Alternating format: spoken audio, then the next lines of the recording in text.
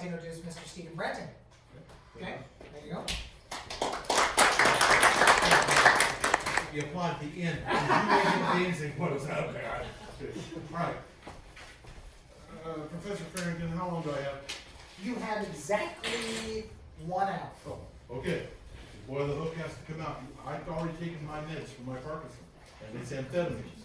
So I mean, I get pretty wound up. I'm gonna take you back. I want to give you a historical perspective of what the topic you're working on. Because that hotel did not always sit there. And it didn't always look like it looks today. And so we're gonna go back. We're gonna come back to this slide that's taken in the late 1920s. But we're gonna start a long time ago. And let's see if this thing will work. Well, maybe. We'll do it this way. How that? Okay, I'll show you. This is a picture taken in 1862, August, by Edward Sammis. And is this on? Oh, there's the reason why. You have to turn it on. Okay? All right. This is where the hotel sits today. This is 2nd Street. This is actually D Street right here. We're going to come back to this corner a number of times. But you see, it's all just frame and tents. This is the very first photograph taken of Lewiston. It was in the Washington Territory at the time. It was on tribal land. The head of the agency in Lapway said he would love to come burn the whole town down because it was illegal. There was no putting on towns on top of this. This is a picture that was recently discovered in an archive, because I tend to dig around in archives a lot. It's a piece of a panorama from 1879. We can see the confluence of the Snake and Clearwaters, and we are really focusing in, you see how the trees have grown. We're looking at only 17 years apart in these pictures. But you notice there were no trees here. All these trees have grown. These are all Lombardy poplars. They're very tall, thin trees. We have maybe 4 or 5 still left in the community, the dirty trees. But they grew quickly, they were great windbreaks, and they were thought at the time to cure my asthma, to keep you healthy. They're more likely, they ruin a lot of roofs, because when the limbs come off, they're like spears.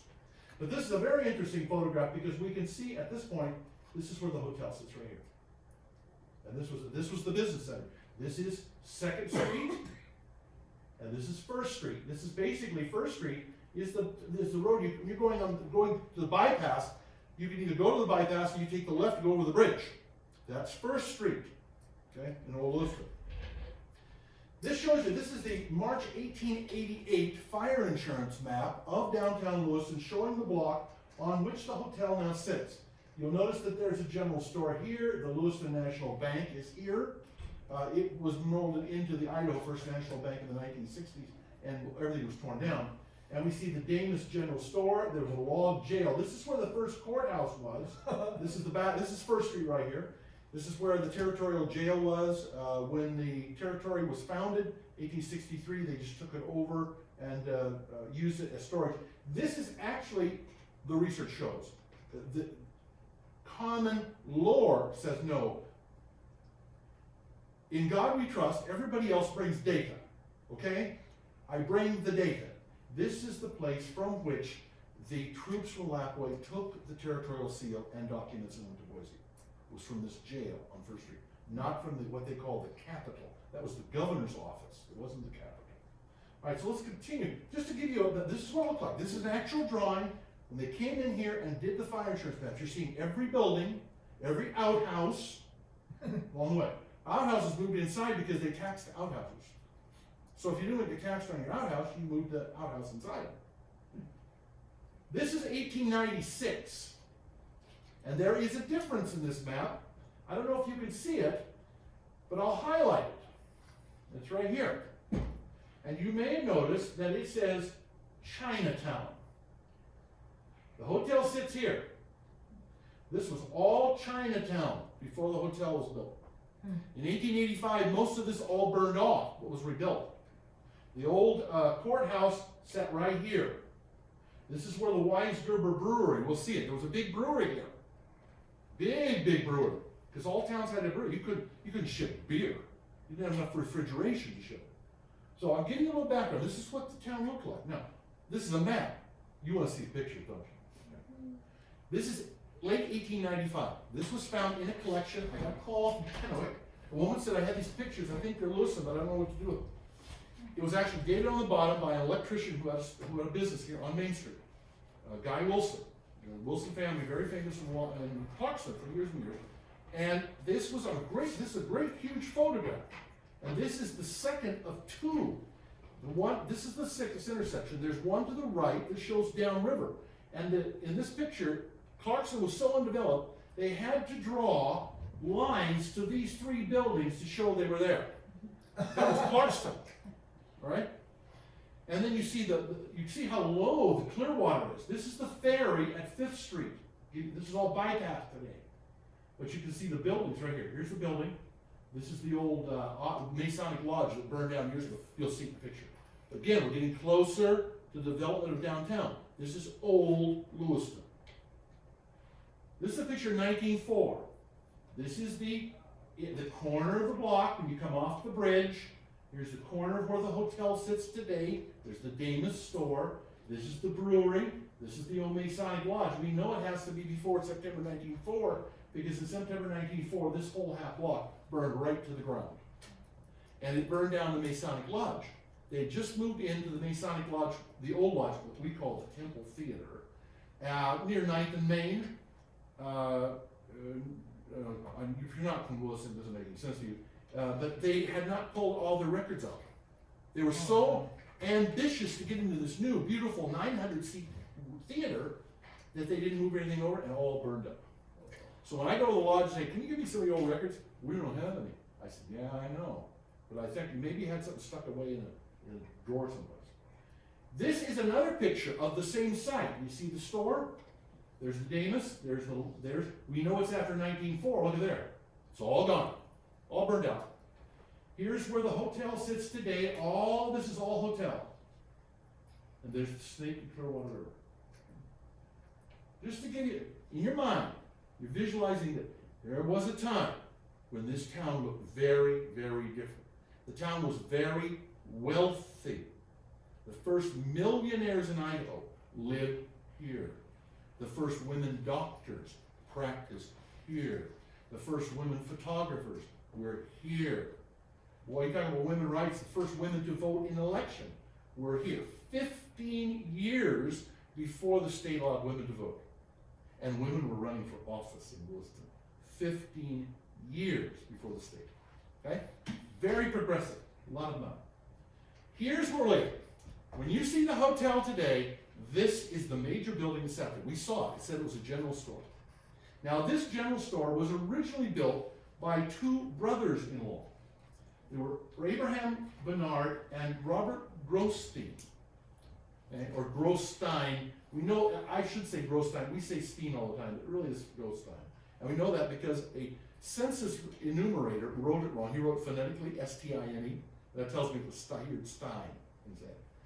They were two brothers. They were Jewish families, came here in the 1860s. The first Jewish community in the state is here.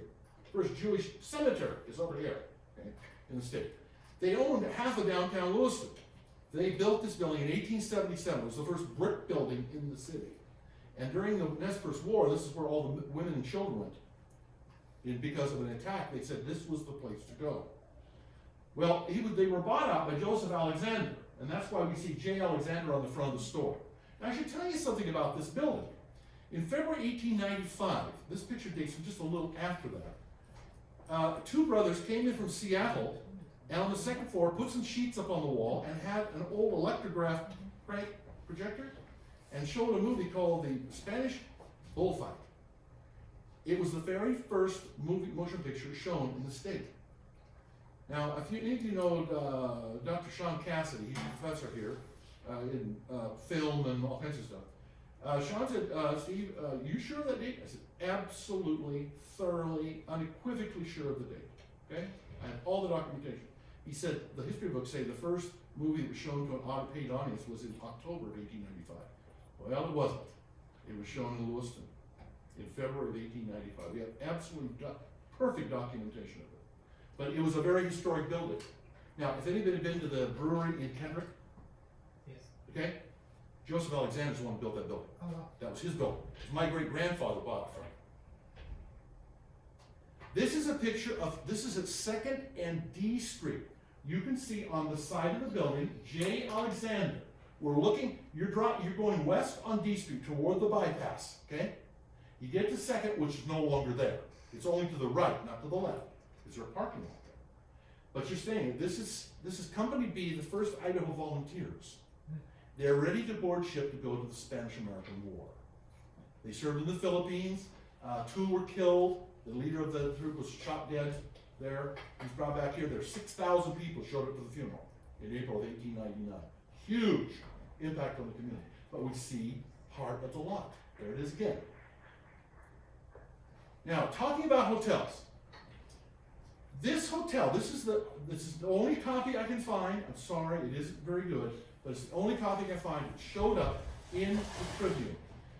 In 1906, the Keating Corporation was going to build a hotel, hopefully at 5th and Main or New 6th and Main. Now, I don't go and tell you why they call it New 6th, and it's between 8th and 9th. That's a long story. Okay. That's math. That's that whole thing. New math. Okay? New math. But this was the hotel that was going to be built. Now, this hotel was 15 years prior to the building of the Lewis Clark. But you can see there were some very big plans by 1906. Now, the plans never went through. All the drawings were ready, the lots were ready to sell, and they had special entrances so the women wouldn't have to walk through the lobby. Okay? That's 1906. Okay? So there were all kinds of things. At that time, women didn't go into the bar in the hotel. If you've ever been to Canada in the old days, my wife is Canadian, we were dating in the 1960s, and women, if you were an unescorted woman, you went in a separate door than escorted women. Okay? That was a carryover of the old days. So, just to let you know, that the Lewis Clark Hotel was not the first big hotel that was planned here. And there were big hotels here before they ever got here. You'll see in the picture. This is a picture looking down from Normal Hill, and this is where the hotel sits. Oh, sorry. I went crazy here. Wrong button, sorry. Come on. There we go. Oh, sorry. Wrong way. The hotel sits right here. Remember the building on the side? The troops were right here. Okay? We're just looking a few years later. They were all back in the war. This is the old Grand Opera House. The Grosstein and Bernards built this opera house on the corner. And everybody said, oh yes, that building, the brick building, that's where the college started. In the 1940s, they were still putting on the front of the Tribune. They said, yes, this is where the college started on the 2nd floor before they opened the campus in June of 1896. You see, I'm the institutional historian for Lewis Plastic College. You see, I'm getting wound up, right? Okay. This is the building we saw before. Is the building? This is the building right here. This is the Opera House. We know that because of the fire insurance maps. Because in 1896 in February, it said 2nd floor, normal school. Kind of categorically correct, right? And the Tribune for decades, people who had been at the celebration were still saying that that other building was where the college started. It was not. See what things happen in your head? Be very careful. I mean, folklore is that. It's just folklore. And I'm bringing the data. Just showing you a hotel. There is another hotel in this picture. And it happens to be the Atlantic Hotel. This is the Atlantic right here. It was a boarding house up in the 40s. It had looking at the back of the building, back onto the left, it had a great big dance pavilion. Wow. And boy, I'll tell you, no rowdiness was allowed. This was top-notch, top-drawer establishment. Only the best people stayed there, and you paid good money, and they had all kinds of entertainment. It was, all lit up in the evenings. In Lewiston, we had a place called Dreamland. When you're coming down Main Street, you know how you're coming to Main Street going west, and you veer off onto D? That little section right there between the roads, that was where Dreamland was. It was a dance pavilion and concert area. Oh, it was special. And we have one picture in this series. Yeah.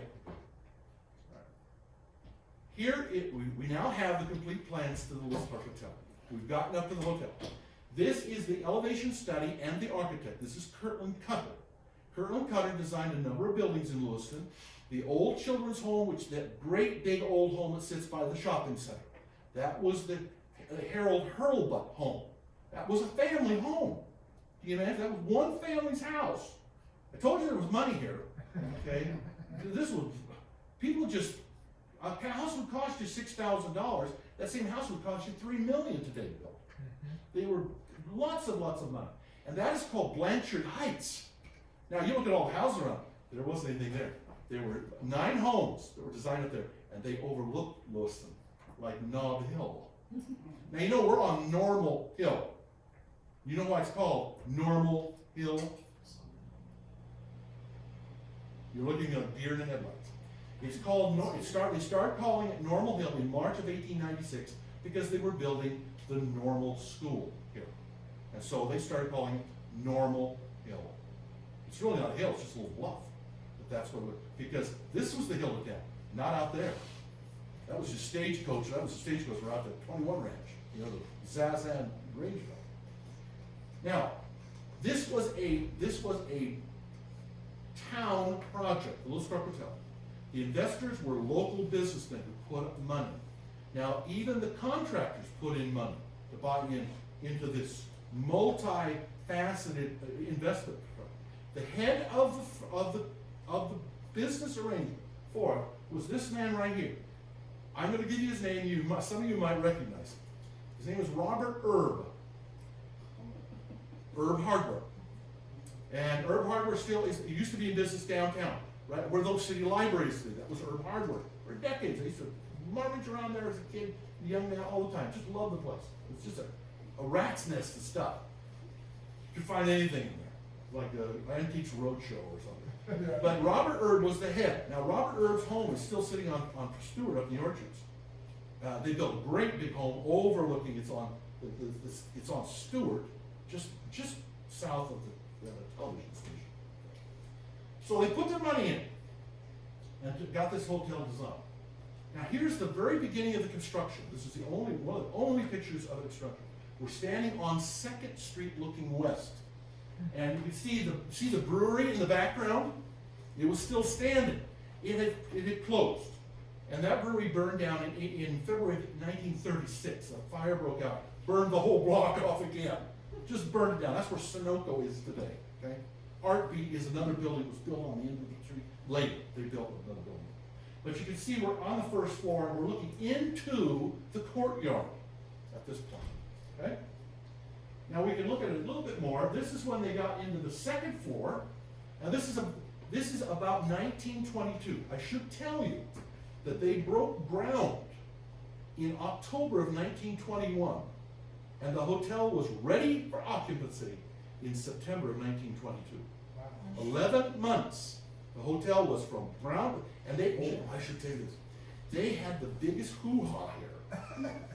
Everybody lined up in a huge parade. It started down by the courthouse, and they all paraded down to this side, and everybody brought shovels. It was called the Shovel Parade. Everybody who was anybody, the kids got out of school. I mean, this was a big event. And everybody got to turn shovels. Because it was a community project. It was so much a community project that when the hotel, if you look at the plans, it just said Lewiston Hotel. There was no name on this hotel. They ran a contest in the community. Over 200 names came in. I have the documents. I got the old pages listing all the names. I can't see it right here, but they wanted the Imperial. They were going to the Jefferson, but they got it Lewis Clark, and that was okay. But they had a lot of names. Well, one that was the funniest thing was the Booster Built. The Booster Built. The Booster Built. Because Biltmore is the Biltmore. If anybody knows where the Biltmore is, okay, this is a family home back east. It was what was it, Vanderbilt's, wasn't it? Yeah, it was the Vanderbilt home. It looks like a castle. And somebody said, well, let's just call it the Booster Built. The Booster, like Bengal Boosters. You came around high school, did you have a booster can? Club in your Booster Club, yeah. Yeah, see, okay. Now you guys are looking like, what is he? No, you should have had this deep. All right, here we're getting up closer. They're getting ready to flesh out the building. This is probably, it looks like it's about maybe April or May of 1922 because they have reached the roof. Okay? So a lot of it's taking place there. You see, the courtyard is well developed. Now, some people call this Spanish style.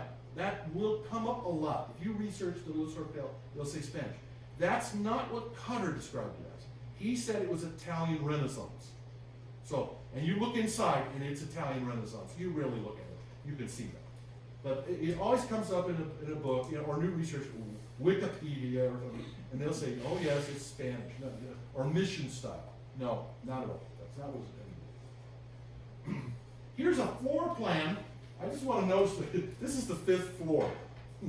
I hate to say that because 5th floor is the psych ward at the hospital. That's the 5th floor. At all hospitals.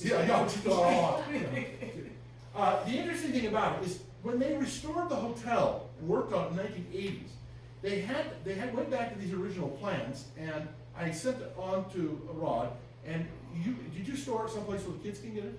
I'll have to show it later, but Yeah, sure. We have the complete set. Yes, And I have. I'll get on Microsoft to send you a set of them. Yep. They're all the PDFs. It goes you right from the basement up. It's awesome. And show it's really interesting. Yep. But one of the things that they ran into were the rooms. Now these are rooms, and the rooms were adjoining, and they shared bathrooms. You had 2 doors. You'd go in and lock the door to the other room, use the bathroom, and everybody left the doors open. And then you'd lock it up. Now that's not unusual. I went to Joseph, Oregon, took my wife down and some friends from Canada, and we rented a cabin. That's how it was set up. Sure. Yeah, I mean it's not unusual, but you can't have that today. No. No, you gotta rent that. That's not gonna fly. Code. But we do get a chance to see the 5th floor. Now inside the building, a number of years ago, I had what was called a photographic harvest. I asked people in the community, would you come in? I was still teaching at the time, and so I used the tech lab in the school and said, would you come in? I'd like to scan every photograph you have that's old. Go look through your stuff. Well, a woman brought in an invitation to a KKK meeting at the Temple Theater. I thought it was kind of ironic. The Temple Theater was owned by Jews, and it was the Ku Klux Klan. They didn't do the research for that. Yeah. Anyway, this shows you some of the decorations. Now, this is when it was in preparation. I can't remember the girl's last name is Taylor. Her dad was working here. And it shows you where they were painting. And she is also standing right here. It shows you some of the emblems that were designed into the building. And Beverly and John, this is where your great-grandfather comes into. Because Beverly and, I'm going to show you a picture. Yeah, well, we'll get right there, and I want to ask you a couple of questions about it. But we're seeing now this part of the building. Inside, we see the outside, but what does it look like inside? Now, here's a picture of Beverly's grandfather. Great-grandfather. Great-grandfather, Yes. and this is Karl Berg, was a Swedish immigrant who came to the United States. And you were saying he came with his brother, and his brother didn't think there was enough here for him, right? Right. Yeah, he goes back to Sweden. And his brother goes on to become very famous. Karl Berg was a famous interior decorator. Worked out of Seattle, big corporations out of Seattle, and went in and worked on hotels and theaters all over the western United States.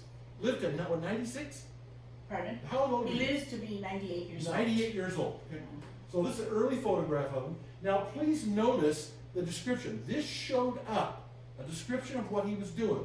You notice it says the scrolls representing the rolling hills start from the figures of oxen instead of the grotesque and hideous monsters that appear in many ancient pieces of architecture. What Berg did, he went out and worked with the tribe. We find records of him talking to the Nez Perce. Yeah. And he would go out and say, what are some of the images that would be appropriate? Because if we're going to call it the Lewis Clark, it has to be in line with the core of discovery. Sacagawea, the Nez Perce who saved the lives. When the core of discovery came out on the White Weippe Prairie, anybody know where the Weippe Prairie is? Been there? When they came out of the Bitterroot, they were nearly dead. They were starving to death. And the Nez Perce saved them. They were going to kill them. They thought, nah, I don't want this. They were going to kill them right on the spot. And an old woman said, no, I've dealt with the white before. They were kind to me. No, let's not do this. Like Luis. Yeah, and they, by the luck of the draw, boy, they survived. Okay? And they camped right down here on the river. So right here. So to give a look at what he was doing, he was using the imagery of the tribe. So when we say Italian Renaissance, it has another flavor to it. Very unusual. But thank you for that photograph. Your memories, Beverly, because you knew your great-grandfather. Yes. What's some things that did you ever talk about the hotel? Speaking of the Native Americans, when I was a young child, maybe 8, he would come and visit us when my grandparents went hunting. Yeah. And he was in a wheelchair, he had 2 wooden legs, and he would sit and tell us, cowboy shows were all the rage in the 50s, and so we watched them like all kids then, and he would start telling us he was the opera house decorator in Colorado Springs at the time of Bat Masterson and the street brawls with the shootings and he would tell us these wonderful stories about him, the whole time illustrating them on a pad. And then one particular time, he talked about the Native Americans in Idaho, and he showed us how to draw braided hair.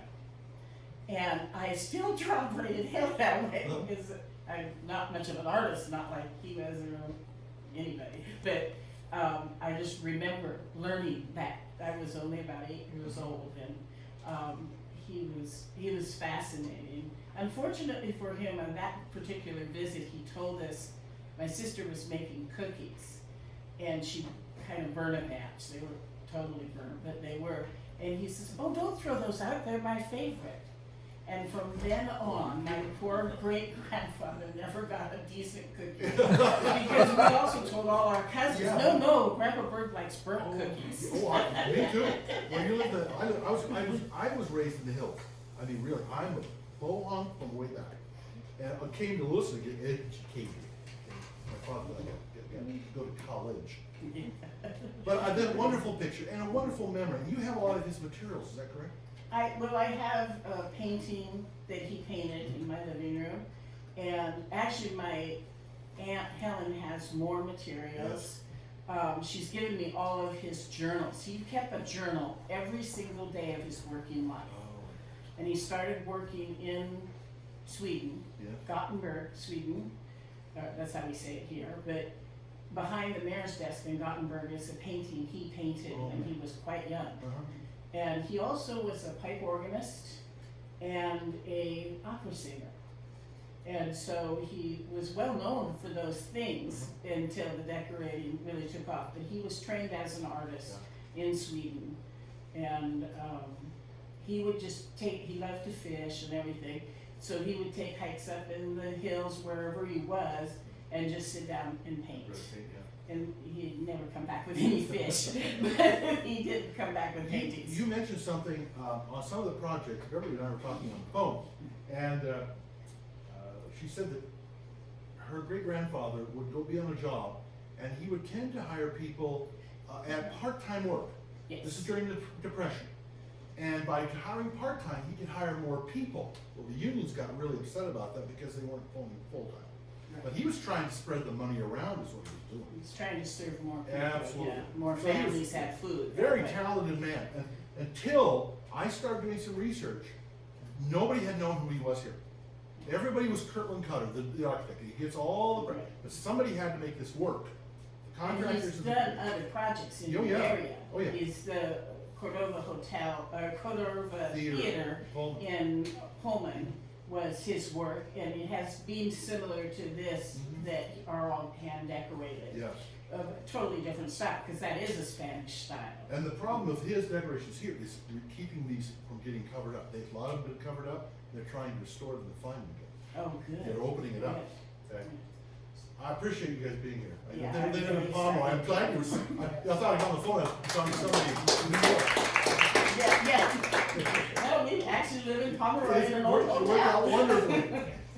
All right, so let's go on. This is what we call the Victory Room today. Oh, that's good. This is where the Wigan victory of Samothrace is. That was there's a little bit of Greek in here, okay? You can see it was a famous naval battle when the Medo-Persian Empire invaded Greece. At Samothrace, the Greeks defeated. And so it's a big thing in Greek history. Suffice to say, it's called the Victory Room actually because the local post of the American Legion was asked to name it. And because it was just after the First World War, they wanted to have it. And in the building, we don't see it today, we're gonna have to find this. There were medallions up on up here. And they were medallions of the Allied forces and the United States Army. So this was the victory room for the victory in World War I. Because the very first veterans group in Idaho formed here in Lewiston, just right after the war. The American Legion was later, and they merged into it for the very first. It was kind of, see, there were the only thing we had in Lewiston before that was the Grand Army of the Republic. And those were Civil War veterans, and most of them were already dead. So they didn't have anybody to talk to for PTSD. Yeah, these guys really needed something. So that's why it's called Victory Room. But you have the Winged Victory of cemeteries, and that's how it gets a little confused. Now, black and white. Okay? This is what it looked like originally. This is the color. You can see the color. Rob, would you flip the light off? Can we do that for a moment? Now, pick up the colors. The blues, the greens, the yellows. This is what you would have walked in and seen when it opened. This is during the opening ceremony when they opened it. This is at the end of Definitely Italian colors. Oh yeah, you're going to see it's Italian. There's no doubt about it when you really see what it looked like. Okay, thanks, Rod. And I brought something for you. The museum, I'm kind of good with the museum. They're pretty good. This is actually one of the formal opening brochures from the hotel. Okay? Oh, and that'll go back in. It's just a cabinet. But it takes you through. This is the souvenir program for September the 28th and 29th, 1922. It has all the list of the pageant that went on. This was a big deal. If they went out there with the shovels, you can imagine what they did. So let me show you what they did. Okay? Now pass it around. You don't have to have gloves on. Okay, we have pristine. This is the colonnade. This is the west colonnade that I've walked through 100 times. Just on the west side of the building here. Just to the left is the Victory Room. You're going down toward the lobby. And in the right-hand side, you're looking this way, you're looking south, and the other side you're looking north. You just turned around, looking back into the kitchen. This is the dining room. Now this is the dining room is on the north side of the building, at 2nd and D. I say 2nd and D, just a reminder, I used to drive by the hotel all the time, on 2nd Street. I just went through there, I didn't have to go down the bridge. But they all closed that off, so you can't do it anymore. It's blocked off. We used to cut through the parking lot. Right, we did too. They were doing that. But that's by the side. Boy, I'm 72, okay, so you'll let you understand. So this is the dining room. We later called it the Spanish room. That's what most people remember, but it was the dining room. Now across the hallway to the right was called the garden room. And we see it in the maps. It was the morning for breakfast. Yes, You didn't hear for breakfast. It was the morning room. it's actually on the floor plans. That's It is on the floor plan. You actually see it in Yeah. the floor plans. Now, when you had the parade, this picture, there were people dressed up. Hundreds and hundreds of people got ready for this parade. Whole bunch of guys got dressed up as old pioneer trappers. And this is probably taken because of the lamppost. This probably was taken at Dreamland, and this is 11th and Main Street. Because they were queuing up down there. And these guys were going in the parade. And we even have, I have more than this. Here's one of the floats. And it was for the Luna House Hotel, which was the first hotel in Idaho. It sat down where the museum is today. And you'll notice the building in the back still stands. That's Bargain Hunter Mall. Yep. So you really get a little bit of particular, see what was going on. But look at where they put it on an old wagon, and they built a copy of the old hotel, not the first hotel. This is the second incarnation hotel in 1870. How many of you have been to Effie's Burgers? Okay, that's right across the street. Yeah, just across the street. Taco Sessi's. Yep. All right. Here, this picture came in. I found this picture in some of the materials. This is actually a picture on the day of the parade, and it's not a very good picture. It's very degraded, but I thought it was good to keep. This is actually the contingent from the tribe. They had gone down D Street and were coming around the block. Oh wow. And all the horses. And we do have a number. Somebody gave me a whole bunch of negatives because they didn't know what to do with negatives. And I'll take you guys have tablets, right? I take a tablet, I put a bright screen on a tablet, and I'll lay a negative on it, take my smartphone, I'll go click, and then my smartphone, I just turn it to a negative. Well, then a negative becomes positive. Yay. And you get to see what the picture looks like. And you can do all kinds of stuff with it. I Well, salvage pictures all the time doing it. When did you get so smart? Well, I used to do this years ago. I used to be an editor. But we had to do it by hand. Okay? That's great. But it saves a lot of money going out and having it printed. I can print it right there. That's amazing. Now, here's what the hotel looked like in 1929. This is where we started. You may remember that. You notice there's one thing missing that we don't see anymore, and there used to be a big sign that's up here. It was all lit up. It was really famous. You could see it for miles downriver and miles upriver. You came into Lewiston from Orofino, oh, you could see that sign way up there. Because you look at it, it's a 5-story building. There was only other one story that big. That's a Briar, which was built at the same time. Okay, Briar's at 7th and Main. It was a big department store for a long time. Why did they take the sign down? It really wasn't very safe. After, those big signs were up, cantilevered up there, and after a while they looked gaudy, the neon signs broke. It's like the Hot L Baltimore, if you remember that television show. You know, every once in a while you see somebody play out, some lights will go out and say something kind of vulgar. It's supposed to be the Hot L, but it's the Hot L Baltimore. This is the morning room right here, and this is the dining room. This is the victory room here. This is the way you walk in today. Yeah. So, same way. This was all given over to local businesses. They were shops. Michael Bus was in there for many years. There were travel agencies there. And that's kind of where Mark Alexander is going back to get some local businesses. Now, one thing you're going to start asking me, where did everybody park? Now, if you go down there now, there's a parking lot today. That wasn't there in the old days. When they built this hotel, there were buildings all the way from 2nd to 3rd. The way they did it is, I'll show you in a moment here, there were parking garages around town, not the basement. Okay, they built it without parking in the hotel because there were so many parking garages nearby. You could park your car. We talk about valet parking. Oh, they had it.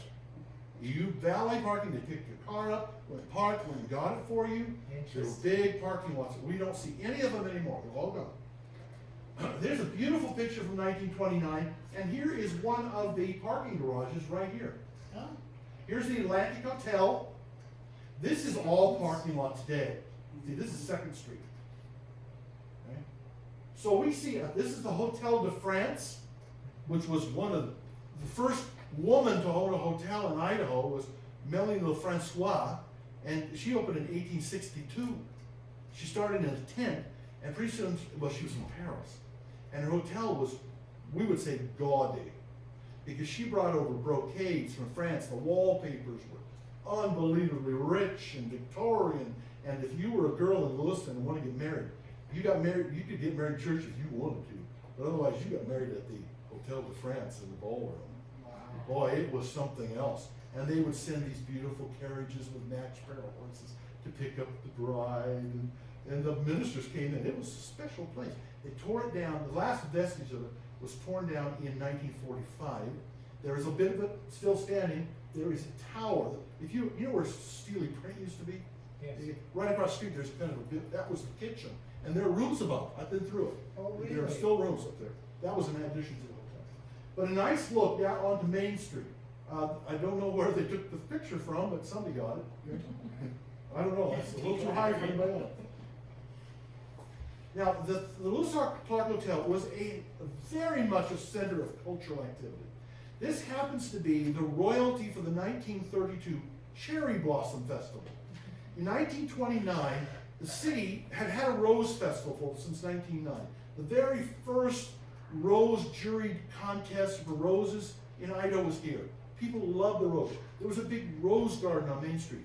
The ones we remember was out on the other end of the bridge in North Lewiston, big rose garden. There was one right on Main Street, right in front of the public school. Well, they had this rose festival, and then the cherry blossom festival, because the cherry blossoms were in the orchards, okay, and in the heights. All that had been developed about 20 years prior to this. If you lived in the orchards, that was all developed before the First World War. So in this picture, I have to pick her out. A friend of mine is now 104 years old. And I think she's either in this one or the 1933. She was the princess for her town on the Thames Prairie. Oh, cool. Okay. All the little towns had a princess. They came and they elected a queen, and they had a big parade. And it went out. The Cherry Blossom Festival stopped in 1935 in June, and in September they started they resurrected another big ado, which was called the Lewiston Roundup, because they had to have something. The problem is a lot of people don't realize, and again I brought the data and the photographs to show it. I mean, the photograph will tell you everything. And when it's dated and it's labeled by the original photographer, that they had a Lewiston Roundup way back at World War I. And it had fallen out of favor. They quit having it. Because I found this photograph and it says Lewiston Roundup, but the photographer was long gone from Lewiston when the picture was taken. I thought, wait a minute, what's wrong here? There's a building that shouldn't be there. I got to looking around, turned out that we discovered. Now I've got pictures, I must have 20 or 30 pictures of them riding the Broncos in East Lewiston, where Clearwater Papers today used to be a big fairgrounds. There was a horse racing track. Everybody bought their horses in the Northwest. The weather's so mild here that you can horse race, you can stable here all year long. So they had horse racing, we had polo teams here. Okay, can you imagine? They played polo, they won all the United States. But they would come here. Big conferences, sometimes the first conferences for major organizations in the Pacific Northwest came to the Lewiston Hotel for their very first conference because it was so special. A little caption, playing in the fountain this is in the courtyard, 1931. KRLC, the radio station, began in the basement of the hotel. There was no station in the orchards. They put an antenna up there, and they started broadcasting in 1935. This is a picture of the original studio. I have a good friend of mine, he's 98 now, was in the radio forensics class. He used to go down there and prepare the programs. They put it on, kind of recorded on a kind of a vinyl, a bakelite, and they would take it to the station and they broadcast it for them. That's what you took your speech classes. It's called radio forensics. When I was in high school, we had a radio station in my high school. Now this is back in the 1960s. It was the first FM radio station. The second in the United States was here in Lewiston. Because it was very early we were doing all this stuff. I went on to be program director and got my FCC license. This would have been fun. This would have been fun. They moved up the orchards in 1940. So it gives you an indication. Here's the hotel, about 1941 maybe. It looks like about 1941. And one of the things people notice is the ivy. And you see the sign on top of the building. See, that's been added to it. So we see that. But it's too bad this picture is a little dark because the hotel actually had a little lighter color to it. It just happens to be I don't see clouds. It's a very overcast day. Right. If you look at a little analysis of the picture, you see that there are very subdued shadows too on the ground. I'll take the coupe. I love that. Yeah. This is 1948. Now we're looking down. We're up over the Snake River. Okay. And here's the hotel. This used to be skeletons, the floor carpeting. They were here for years and years. This is where the Hotel de France, this is still standing. Okay? That's right. This is the part. The hotel sat right here. There's a gas station. I remember the gas station. I never went down there to gas it up. It's too far away from where I live. But the hotel, you see the sign is still on top. This is where, this is the old Weisgerber home. When the Weisgerbers came to Lewiston in the 1860s, they made a fortune in beer and liquor. But when Prohibition came along in Idaho in 1910, they went out of business. So they sold the business off, and another company took over all of this area, and this is the area that all burned off. But the house was still standing. I only have very few pictures of it. I'd love to have pictures inside that house, because this family had, as I used to say, they had more money than Carter had liver pills. I mean, they had a huge amount of money. If you do any kind of research on investments and projects, you know that I use a website called Measuring Worth. It's a computer program, an algorithm that looks at all the gross national product over the years from certain years, way back in the 1860s. And they're able to take a look at it and say, what would this project cost today? What would be the labor costs? What would it cost? What would in terms of keeping a family, a roof over the head of a family, food on the table, clothes on their back? Okay? And typically, anything after about 1920, you're looking at about 25 times the value. So if something costs $1 in 1925, it'll cost $25 today. That's about what it was. Yes? Just a question on the Weisgerber house. So the old Weisgerber building, when it was still standing, what was the original use for that? Oh, down 5th and Main, it was the Owl Drug was in the main floor. Moved in 1904. Moved out in 1980s. Upper levels were lawyers, dentists. My dad was one of the lawyers. Yeah, they had a lot of offices in there, and it was arson, burned it down. Right. So Yeah, in 1994. yeah, his office was in there when it was burned down. So It was a beautiful building. It was just built for offices. That's what it was built for. Okay. It was built by Chris Weisgerber, who owned the brewery. and he was trying to diversify. He had another Weisgerber building, but he built them specifically because Fifth and Main was becoming more the central part of town, the business district, because the old hotels were still standing. The old Bollinger Hotel. You wouldn't remember the Bollinger Hotel. It burned down 20 years ago. We remember the Bollinger Hotel. Jonathan's restaurant. It was notorious for a lot of reasons. Lewiston had a lot of brothels.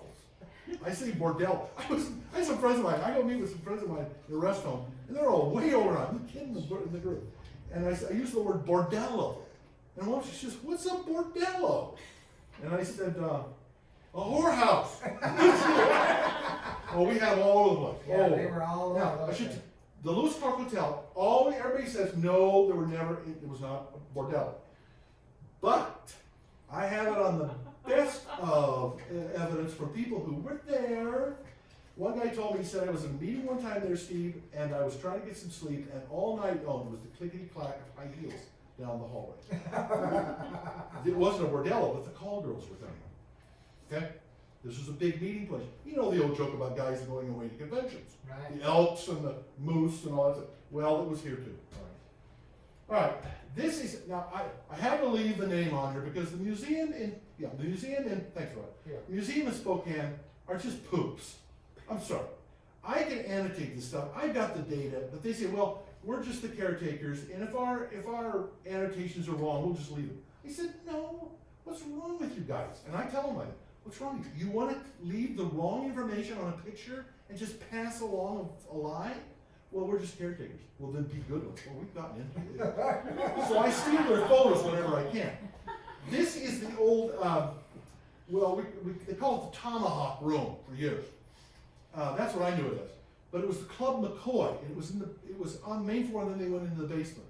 This shows you some of what they were doing in decorating the walls. This was kind of a men's club for many, many years.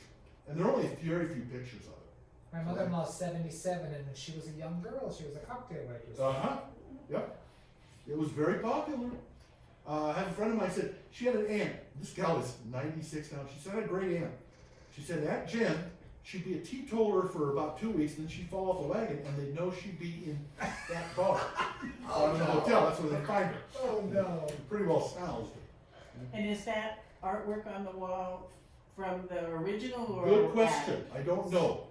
They are mentioned in the very first, if I remember correctly, I have to look at my notes, they're on the slide, but I don't see my presenter's view here. The Club McCoy opened about 1929, so it would have been after. This seems to be this was done later. But it's very much in It might have been tune. a smoking, right? Yes, yeah, probably so. And they probably just went in and moved into it. Yeah. They had smoking rooms, they'd have a cigar. The Right. men's smoking room. According to lore, and I haven't verified this, but I think it's quite probably true, that the first time a woman went into a public hotel restaurant, a big hotel restaurant, and lit up a cigarette was in Lewiston, Idaho in 1960. And in the Bollinger Hotel. Mm-hmm. And I don't doubt that. I'll see, okay, all right, what was I going to show you? Oh, I was going to show you a few unusual things about the hotel. Okay, so we'll finish up. The hotel had businesses, but sometimes the businesses were a little odd. There were pot shops here. It was further down Main Street. We had pot shops here before, and pot wasn't legal, but it's this is one of the businesses. It's called the Ladies' Solarium. And this was, of course, on the first floor, because there were all the windows, and there was a solarium there. And it's for youthful figure to reduce hips, arms, legs, abdomen, ankles, and lift your breasts. Okay. This was 1949. Okay. Stephanie would like that to reopen. And there they are. It was a ladies' solarium. And then in May 1960, a couple of women, they had the Democratic State Convention here in May of 1960, and a couple of women they opened the elevator door. I don't know if you've ever been at the elevator in the Lewis Clark Hotel. You guys will. It's really kind of an experience. It's like the Breyer Building. Yeah. The Breyer Building's like a freight elevator. It's Mr. Toad's Wild Ride. Okay? Well, they got out the elevator, all they said, oh, that's Senator Kennedy. And it was John Kennedy. He had been in Oregon with the Oregon primary and came over and spoke here, landed at the airport. This picture was taken at the airport. And he went down to the hotel and kind of went up in the rooms, kind of secreted himself, and then showed up and spoke to the convention. And then head back to Portland. So it's kind of an interest. Some of these things just happen. Vice presidents of the United States have been here and spoken here. way back in the, like 1912, they were seeking in Lewiston, and then when the hotel opened, Vice President Curtis came here, FBR's Vice President, well, that was Hoover's Vice President. And then, I thought this was kind of interesting. This is Lillian McSorley. Now, if any of you have gone to Lewiston, or you know where McSorley Elementary School, Lillian McSorley and her partner, Lydia Sloan, they were a pair for years. They lived in the hotel for decades. And there's an elementary school named after her. We have pictures. I have a picture of her back to the 20s. She was principal of Orchards Elementary School for 23 years, and then went to Webster and was principal of Webster starting in 1948, clear into the early 1960s. So I mean, she was here in Lewiston ever. This is one formidable woman. Old buddy of mine who was a principal here. I mean, he's older than I am. He was a principal, and boy, one stern principal. He said he was afraid to death of her. He was a teacher. He said she scared me. That's funny. Question? May I photograph this for Mark? Absolutely. Whatever you want to do. And it's at the museum. They'll photograph it and everything for you. Okay? You bet. We'll take care of it. One other thing that I thought, I was thinking around here and I came up with this thing. It's 1950, and it's a picture of a woman making hot dogs. Right? Now you're probably saying to yourself, what? Branting, come on. Hot dogs. There was a big convention of the Western United States of all big restaurant owners, big people. These are big chains. And they were having the convention at the Lewis Park Hotel. And they were demonstrating some new things to cook with. And this was a new piece of equipment. It was called that they were cooking with electronic waves. It was a microwave oven. What year? This is 1950. I'll be darned. The first microwave oven did not hit the public market until 1967. This may have been one of the first demonstrations of an actual microwave oven that could be purchased, because they were only purchased by big restaurants and hotel chains. That's it. They were very large. I mean, they were sized over this. I mean, today you go over $40 to get a microwave, right? Well, they were very expensive. And you know, the microwave oven was discovered by accident. Chester Carlson was a researcher for Raytheon Corporation, and he was working on radar. And one day he loved chocolate, and he always had chocolate bars in his pocket, like my business cards. And one day he was working with this Raytheon tube, or this radar tube, and he felt something warm, and he looked down, and the chocolate bar was melted all down his shirt. And he couldn't figure out what was going on. He looked around, what's happening? The room isn't that warm. You know, it's like M&Ms, they melt in your mouth, not in your hand. Okay. Well, it's just all over his shirt. Realized that it was the radar tube that done. That's why when microwave ovens hit the market for homes, you bought a radar range. That's what they were called, and we didn't think anything of it, but it was out of radar tubes. And it was being demonstrated cooking hot dogs at a 1950 convention in the Lewis Park Hotel here in Lewiston. Very strange. And I thought, I wasn't even looking for this. I was looking for something else. I was looking for an obituary, and it showed up on the page. I didn't know where it was. Okay, one last photograph. You know where you are. This is the courtyard. The awnings are different. The doors of the victory room will open to the fresh air. Now, Actually, what he's saying is the doors, the entire wall opens. Yes, it's really something. It's not You just see the tracks in the The floor. whole wall of that side of the building opens up. These are terrazzo floors. These are these beautiful terrazzo floors. Italian. I mean, they're Italian. They're not Spanish. They're Italian. And you'll see the tracks, the bronze tracks, and they'll open those doors onto the courtyard because people would go out and dance. Right. You could walk out and dance and go out and have a cigarette.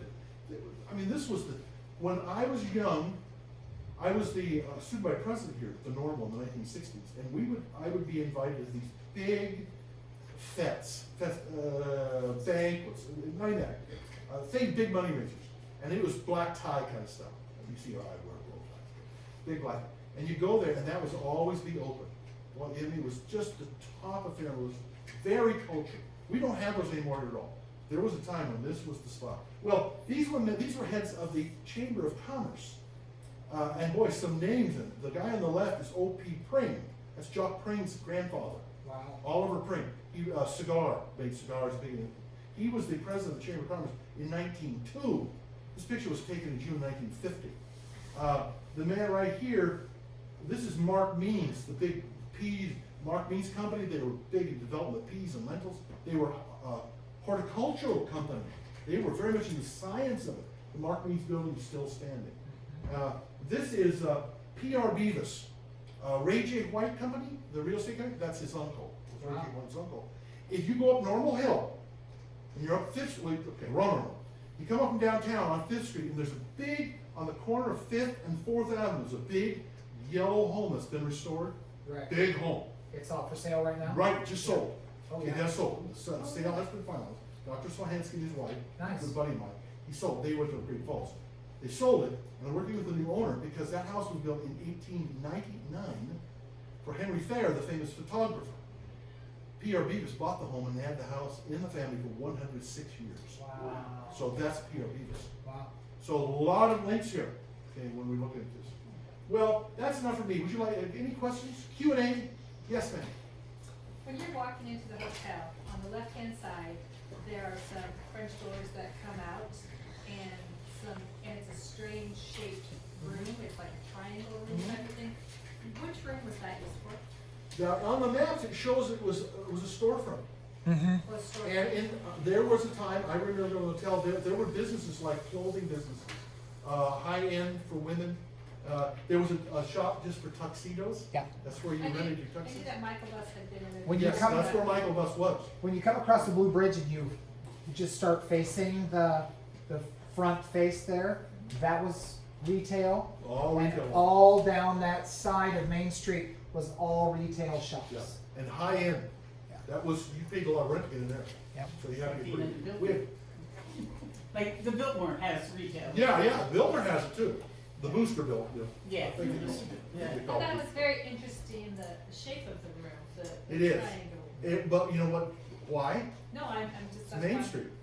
Okay. And it was driven by Main Street because you look at the block is not square. Right.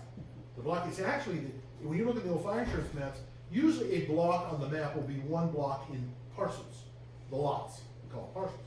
But that is actually two parcels, that's two blocks.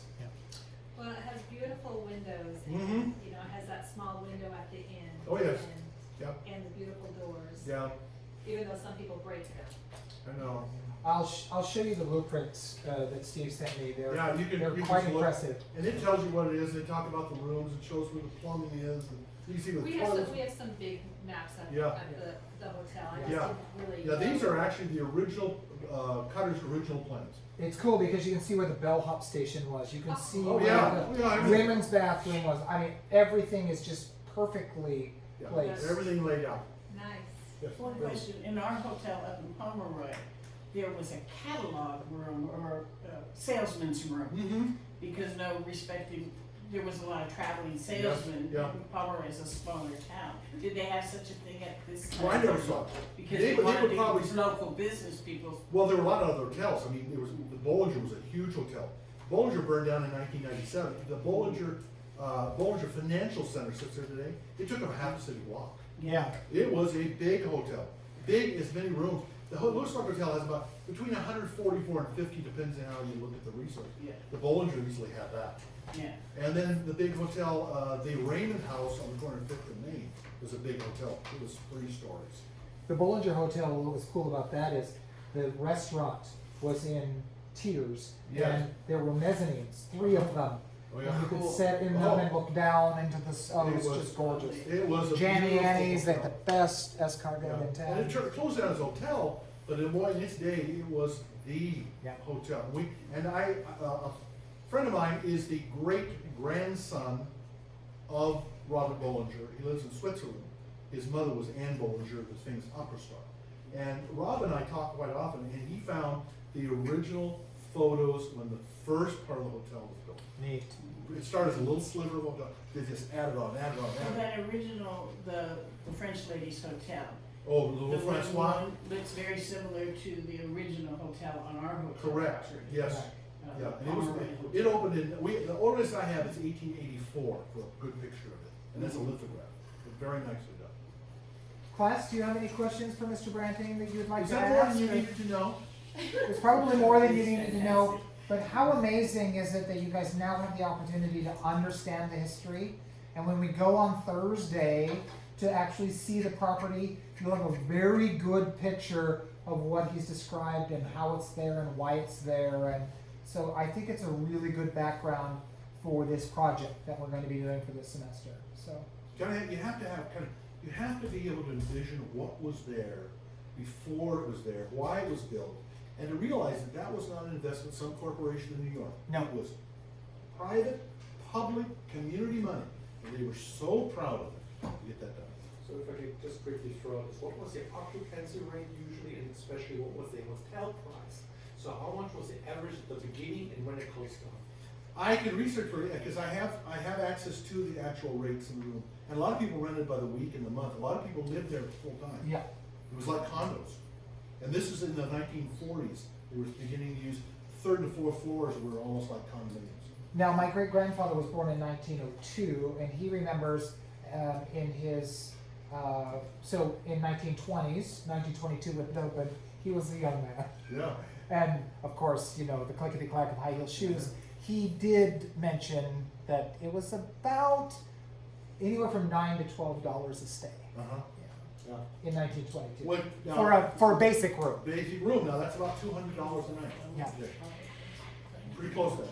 Which, you know, if you go to Coeur d'Alene, stay in the towers, Right. when I go up and I'm going for a business meeting, I tell my wife, well, let's go up to the 14th floor, let's just Right. splurge for that. The Davenport We paid $200 Hotel, a night. same. Didn't Cutter build the Davenport? Yes. Yeah. Yes, and my great grandfather was the Designer interior for that. designer. The architect that built, designed Spalding Hall, the administration building, worked with Cutter on the Davenport. Neat. So there's a lot of link up between these people. Well, thank you, Steve, very much. That was wonderful.